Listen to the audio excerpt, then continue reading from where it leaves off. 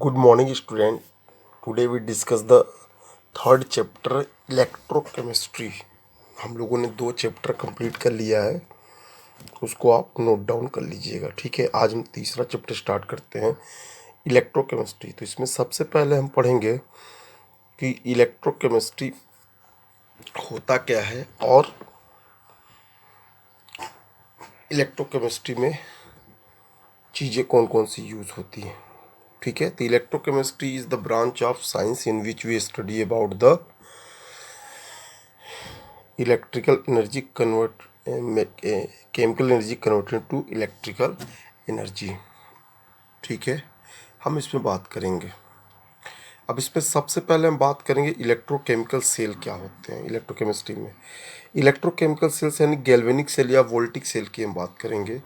तो electrochemical cell is a device in which chemical energy is converted into electrical energy. की electrochemical cell एक ऐसा device है जिसमें केमिकल एनर्जी कन्वर्ट होता है इलेक्ट्रिकल एनर्जी में।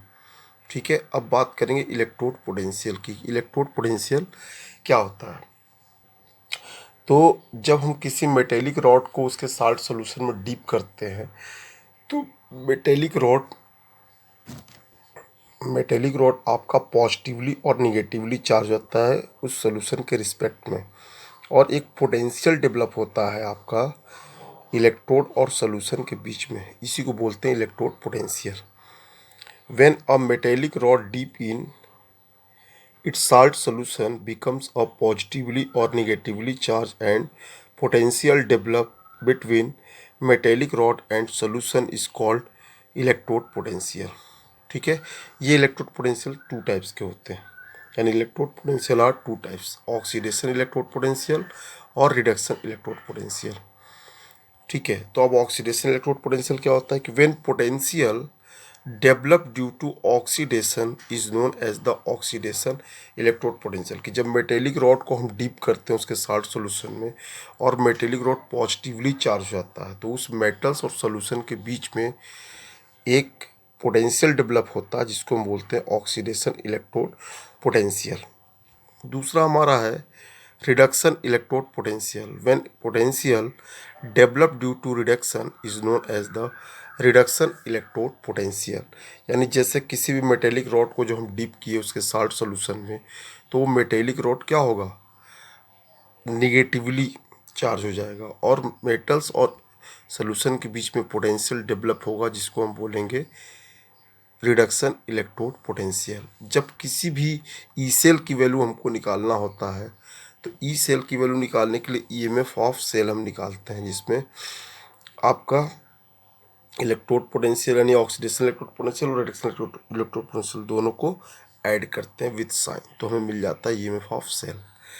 अब हम बात करते हैं कि हमने देखा इलेक्ट्रोड पोटेंशियल क्या होता है। अब कभी कभी आपसे पूछता है कि हाफ सेल रिएक्शन क्या है। तो हाफ सेल रिएक्शन का मतलब होता है कि इलेक्ट्रोड या तो ऑक्सीडेशन रिएक्शन को शो करेगा या रिडक्शन को शो करेगा। तो कोई भी इलेक्ट्रोड एक टाइप के रिएक्शन को शो करता है, या तो ऑक्सीडेशन या तो रिडक्शन, उसी को बोलते हैं हाफ सेल रिएक्शन। अब देखेंगे हम स्टैंडर्ड इलेक्ट्रोड पोटेंशियल।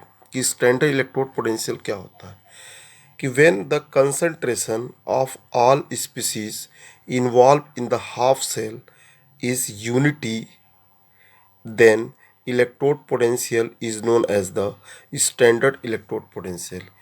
कि जब कंसंट्रेशन सारे स्पीसीज का इन्वॉल्व हो हाफ सेल में यूनिटी में, तब उसको बोलेंगे स्टैंडर्ड इलेक्ट्रोड पोटेंशियल। आप या ऐसे भी कह सकते हैं कि एट 25 डिग्री सेंटीग्रेड और 298 kelvin electrode potential of hydrogen electrode is known as standard electrode potential. ठीक है, यानी 25 डिग्री सेंटीग्रेड पे या 298 केल्विन पे जो इलेक्ट्रोड पोटेंशियल होगा मेटल का उसको बोलेंगे स्टैंडर्ड इलेक्ट्रोड पोटेंशियल। और हाइड्रोजन इलेक्ट्रोड पोटेंशियल होता है 0, क्योंकि इसी के रिस्पेक्ट में कोई भी मेटल का इलेक्ट्रोड पोटेंशियल या तो पॉजिटिव होगा या तो निगेटिव होगा। इसीलिए हम हाइड्रोजन के रिस्पेक्ट में किसी भी मेटल का इलेक्ट्रोड पोटेंशियल फाइंड आउट करते हैं। ठीक है, चलिए अब आगे हम लोग देखते हैं।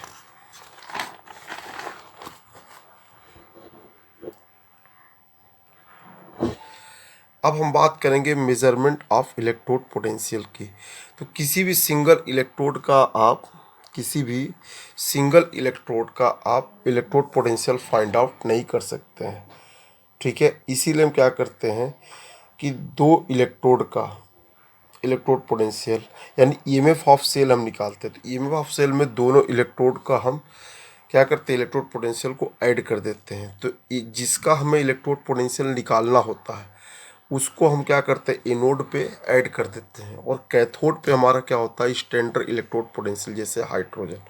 अब जिस मेटल को इस पे हम क्या करते हैं, अटैच करते हैं, वो इस हाइड्रोजन इलेक्ट्रोड के रिस्पेक्ट में या तो पॉजिटिव होगा या तो निगेटिव हो जाएगा। और इन दोनों सोल्यूशन को अटैच करने के लिए साल्ट ब्रिज का काम करते हैं। ये साल्ट ब्रिज दोनों सोल्यूशन को अटैच करता है। जब तक ये दोनों सोल्यूशन एक दूसरे से कनेक्ट नहीं होंगे इसमें पोटेंशियल डेवलप नहीं होगा। अब साल्ट ब्रिज में केसीएल भरा होता है कॉटन की हेल्प से।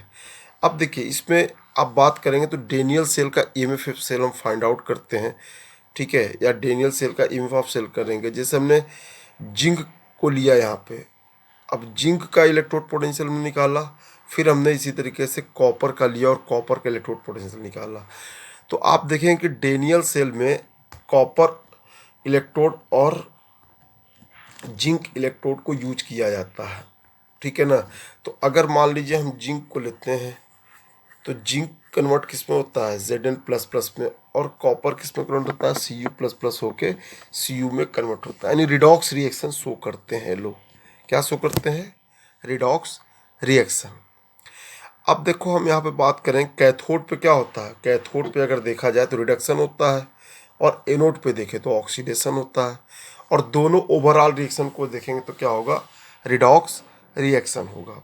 अब जैसे हम बात करते हैं कैथोड पे देखें तो कैथोड पे हाइड्रोजन कन्वर्ट हो रहा है किस में, हाइड्रोजन आयन में 2 इलेक्ट्रॉन निकल जा रहा है, यानी ऑक्सीडेशन रिडक्शन को शो कर रहा है, ठीक है। ये देखिए अब यहाँ पे क्यूप्रस आयन 2 इलेक्ट्रॉन से क्यूप्रस आयंस में कन्वर्ट हो रहा है, ठीक है। ये चीज़ें यहाँ पे कॉपर में कन्वर्ट होगा, ठीक है। अब देखिए एनोड पे देखिए जिंक कन्वर्ट हो रहा है आपका किस में, जिंक आयंस पे 2 इलेक्ट्रॉन निकाल के, ये 2 इलेक्ट्रॉन लेके हाइड्रोजन गैस यहाँ पे निकाल रहा है एनोड पे। अब ओवरऑल रिएक्शन को अगर देखें दोनों इलेक्ट्रोड को, जैसे हम कॉपर और जिंक का हाइड्रोजन के रिस्पेक्ट में निकाल लें, तो ओवरऑल रिएक्शन किसका होगा, Zn+Cu++ = Zn++Cu। यानी ईएमएफ ऑफ सेल अगर निकालते हैं तो E cell not equal to E और माइनस ई लेफ्ट, या E cathode minus E anode. अब देखिए यहाँ पे जो ये वैल्यू रखी गई ये कैलकुलेटेड वैल्यू है। ये क्या है, कैलकुलेटेड वैल्यू। आपको कैलकुलेट करने की ज़रूरत नहीं, ये वैल्यू आपको दिया रहेगा। जैसे राइट में अगर मान लीजिए यहाँ पे हमने यहाँ कॉपर रखे, यहाँ पे जिंक रखे हैं, तो ये देखिए 0.34 है, और यहाँ पे माइनस ये हमारा क्या एनोड है, एनोड पे ये -0.7, ये ऑक्सीडेशन पोटेंशियल को बताता है, रिडक्शन पोटेंशियल को। 0.34 प्लस 0.76 अगर देखा जाए तो 1.10 वोल्ट। ईएमएफ ऑफ सेल अगर निकालेंगे तो 1.10 वोल्ट निकलता है। तो इस तरीके से हम किसी भी इलेक्ट्रोड का, किसी भी मेटल का हम इलेक्ट्रोड पोटेंशियल फाइंड आउट कर सकते हैं। अब इस पे ज़्यादा एग्जांपल आपसे पूछता है डेनियल सेल का। अब डेनियल सेल के में क्या होता है कि जिंक और कॉपर इलेक्ट्रोड होते हैं, यानी कॉपर क्या होता है, कैथोड पे होता है, और जिंक हमारा एनोड पे होता है, ठीक है। तो इस तरीके से हम लोगों ने आज इलेक्ट्रोकेमिस्ट्री स्टार्ट किया, और इसमें बड़ा इलेक्ट्रोड पोटेंशियल और जो मेजरमेंट ऑफ इलेक्ट्रोड पोटेंशियल की, इलेक्ट्रोड पोटेंशियल होता क्या है और हम इसको मेज़र कैसे करते हैं, ठीक है। तो इसके बाद हम लोग पढ़ेंगे नर्स्ट इक्वेशन, वो पढ़ेंगे हम नेक्स्ट लेक्चर में। तो आज सिर्फ यहीं तक, ठीक है। Thank you.